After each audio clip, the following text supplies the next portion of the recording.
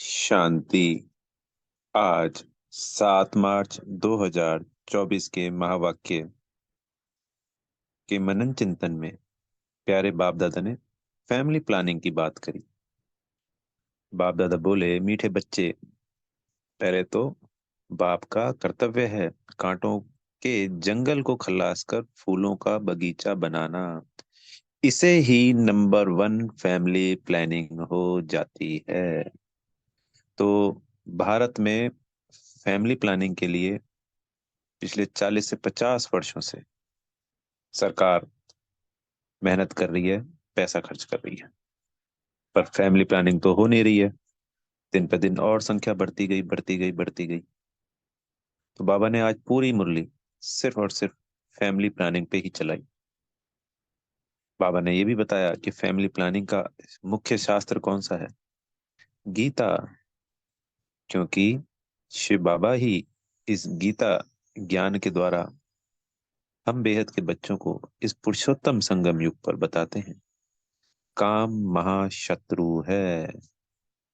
और यही लाइन उस संसार की गीता में भी लिखी हुई है, जो द्वापर में लिखी गई मुख्य लाइन है ये। बाबा आते हैं, इस काम शत्रु पर जीत दिला फैमिली प्लानिंग में ले जाते हैं। यानी बाबा कहते हैं कि बच्चे, जब आप काम महाशत्रु पर जीत पा लेते हो तो फैमिली प्लानिंग तो स्वतः ही हो जाती है। तो जो सरकारें इतने मेहनत कर रही है, इतना पैसा खर्च कर रही है, वेस्ट कर रही है, अगर ये ज्ञान सभी आत्माएं धारण कर लें या समझ में आ जाए तो फैमिली प्लानिंग तो स्वतः ही हो जाएगी। और ये काम तो सिर्फ परमात्मा का ही है, क्योंकि काम पर विजय दिलाना ये सिर्फ परमात्मा ही करा सकते हैं। उन्हीं की योग बल, बच्चों का योग बल, उन्हीं की याद और जो वो शक्तियां हमें देते हैं, जिनके द्वारा हम बाबा के बच्चे घर गृहस्थ में रहते हुए भी संपूर्ण पावन बनते हैं, एक साथ रहते हुए भी। संसार में ऐसे पहला कोई भी उदाहरण है ही नहीं, ना किसी धर्म में और ना किसी संस्था में। बाबा जो नई दुनिया बसाते हैं वो है फूलों का बगीचा, और यहाँ एक दूसरे को दुख देते रहते हैं। तो ये हो गया कांटों का जंगल। बाबा ने आज ये भी कहा कि हमें फैमिली प्लानिंग के मिनिस्टर से मिलना चाहिए, उनको इस ज्ञान के बारे में समझाना चाहिए, और पूरा निश्चय बुद्धि होकर और फुल अथॉरिटी के साथ हमें ये सारी बातें खुलकर उनको बतानी चाहिए। इसके लिए भी जिस आत्मा में योग बल होगा वही ऐसा कर सकती। बाबा ने ये भी कहा कुछ ही बच्चे ऐसे हैं, सिर्फ कुछ ही गिनती के, जो ऐसा कर सकते हैं। बाबा ने ये भी कहा कि उनको समझाना है सबको, संसार को, कि ये जो फैमिली प्लानिंग की आप प्लानिंग कर रहे हैं ना, ये ड्यूटी तो सिर्फ एक शिव बाबा की, हमारे बाबा की है। उनके अलावा कोई मनुष्य यह कर ही नहीं सकता, नामुमकिन। सिर्फ एक परमात्मा ही है जो हर कल्प कल्प आकर इस वक्त फैमिली प्लानिंग करते हैं, जो इतनी बड़ी संख्या है। अनेक धर्मों, अनेक अधर्मों का विनाश कर एक सत्य धर्म की स्थापना करते हैं।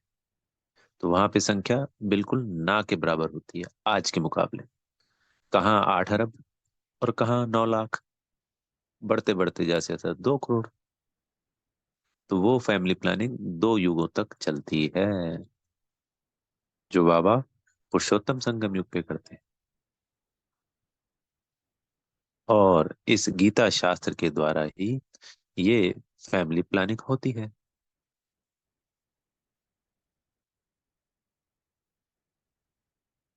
बाबा कहते कि यहाँ पे जो अनेक धर्म है ये तो विनाश हो जाते हैं।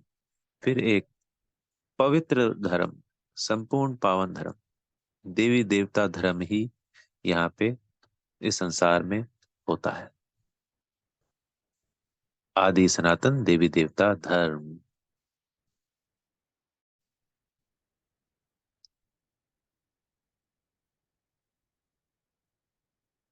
फैमिली प्लानिंग के लिए बाबा ने कहा कि तुम मुझे बुलाते हो इस फैमिली प्लानिंग के लिए कि आओ हमें पतित से पावन बनाओ। यह भी ड्रामा में नूंद है। फैमिली प्लानिंग होना भी, आपका बुलाना भी।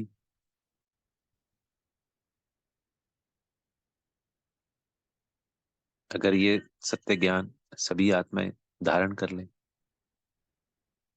तो फैमिली प्लानिंग तो हुई पड़ी है। बाबा ने ये भी कहा कि वो संसार के लोग कितनी भी मेहनत कर लें पर इसमें कामयाब हो ही नहीं सकते, क्योंकि जिसका काम उसी को साझे। ये परमात्मा का कार्य है। एक परमात्मा आके ही ये फैमिली प्लानिंग करवाते हैं। जब चाहे युगल जोड़ा है और चाहे कुमार कुमारी हैं, पवित्रता को धारण कर लेते हैं तो फैमिली प्लानिंग ऑटोमेटिकली हो जाती है। संसार के लोग भी हमसे पूछते हैं क्या आपको पवित्रता यहाँ पे धारण कराई जाती है, तो उनको भी हम कह सकते हैं कि भाई सरकारें तो वैसे ही खर्चा कर रही हैं, अरबों रुपए खर्च कर रही है फैमिली प्लानिंग के लिए। हम दो, हमारे दो, हम तो पूरी तरह से फैमिली प्लानिंग में चल रहे हैं, तो हम तो समर्थ कर रहे हैं उस सरकार की योजना को, उसमें हिस्सेदारी भी कर रहे हैं और उसमें तन मन धन से भी लगे हुए हैं। तो ये तो पॉजिटिव बात है। और आप हमारे विरोध में जा रहे हो, तो ये बहुत अच्छा जवाब है। जो पवित्रता को लेके अनेक अनेक प्रश्न उठाते हैं।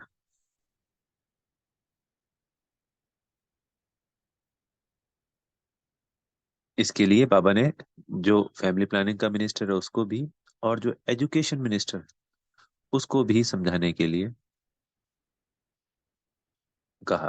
फिर बाबा ने कहा, आज एक बहुत अच्छी बात लाइन कही कि बेपरवाह होकर वाणी चलाओ। डर, भय, कोई क्या कहेगा, कोई कैसे कहेगा, ये क्या बोल रहे हैं, कुछ भी नहीं सोचना। ऑलमाइटी अथॉरिटी के स्टूडेंट हैं, ऑलमाइटी अथॉरिटी की संतान हैं।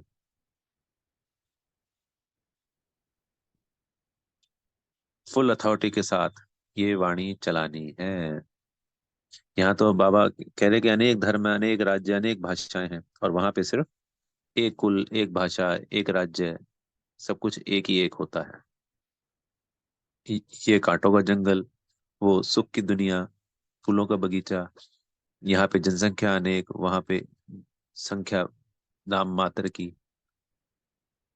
यहाँ पे दुख ही दुख, वहां सुख ही सुख। इस फैमिली प्लानिंग के लिए लक्ष्मी नारायण को दिखाना है सबसे आगे कि ये महाराजा महारानी है।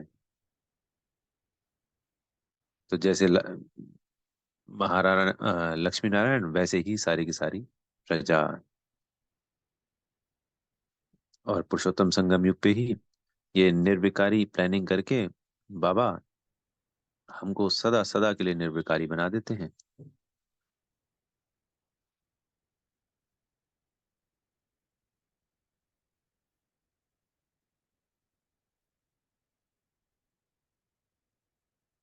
तो ये छोटा सा जो पुरुषोत्तम युग है, इस पे अगर सबको मैसेज मिल जाता है, तो बाबा ने एक पॉइंट और जोड़ा कि शादियों पे हजारों लाखों रुपए खर्च करते हैं। और क्या करते हैं? बर्बादी, पैसे की भी और दो जीवन की भी। अगर फैमिली प्लानिंग को अपना लिया जाए, बाबा की बात को निश्चय कर लिया जाए, तो कितने जन्मों की प्रारब्ध भी बनती है, पतित होने से ही बचते हैं। और वही पैसा अगर सदुपयोग में, इस भारत के कल्याण में, इस विश्व कल्याण में लगा दिया जाए, तो कितनी बड़ी भारी प्रारब्ध बन जाती है।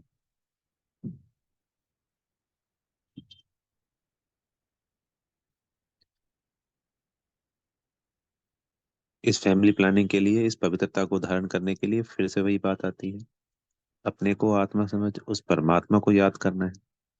आत्मा समझ सबको आत्मा भाई भाई देखना है।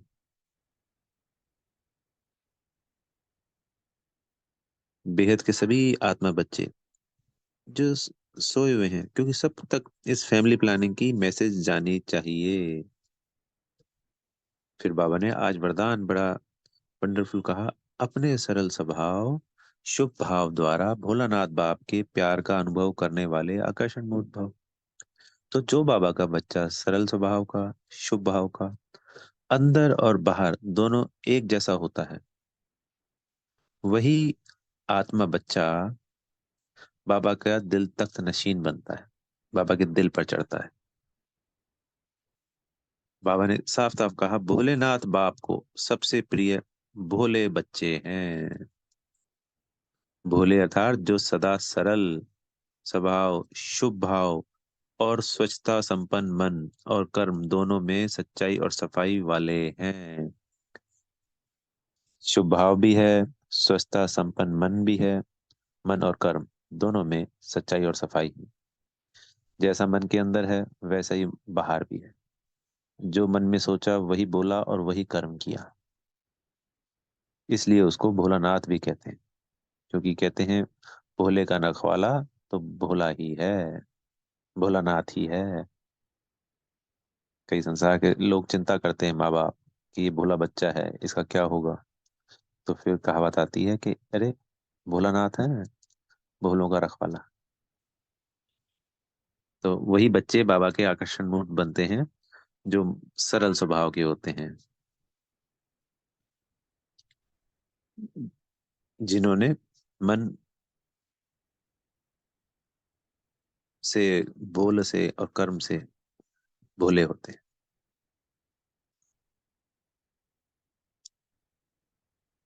फिर बाबा ने आज स्लोगन में कहा, चेहरे और चलन से गुण और शक्तियों की गिफ्ट बांटना। जो हमारे कर्म है, हमारी चाल चलन है, आत्मा कहाँ से नजर आती है? स्थूल में चेहरे से नजर आती है। तो उससे गुण और शक्तियां हमेशा दूसरों को देते रहो, गिफ्ट बांटते रहो। वही शुभ भावना और शुभकामना है।